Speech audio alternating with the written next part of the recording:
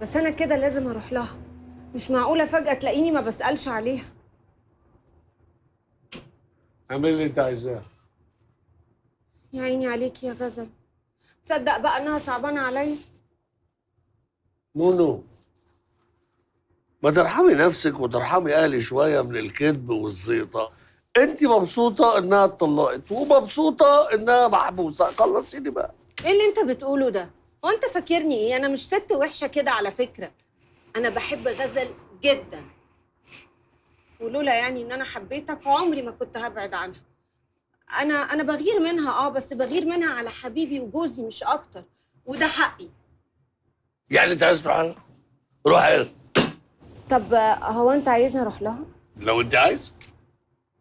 بص، انا بحب غزل جدا ايوه. بس صعب يعني.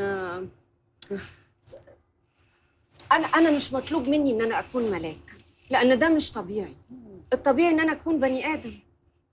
بعدين انا حاسه ان ربنا بعت لي الفرصه دي عشان ابدا حياه جديده وطبيعيه مع الانسان اللي حبيته. بقول لك ايه، انا حاسه كده ان جوزي حبيبي مزاجه مش حلو، وانا ما اقدرش اشوفك كده وافضل ساكته. بقول لك ايه يا بودي، كنت عايزاك في موضوع يعني، ما تيجي معايا؟ بودي، تعالي انت بقى، انا اللي هقول لك على الموضوع هيعجبك. اشترك في باقات واتشت الشهرية بتبدأ من 14 جنيه و99 قرش، وباقات سنوية بتبدأ من 149 جنيه و99 قرش.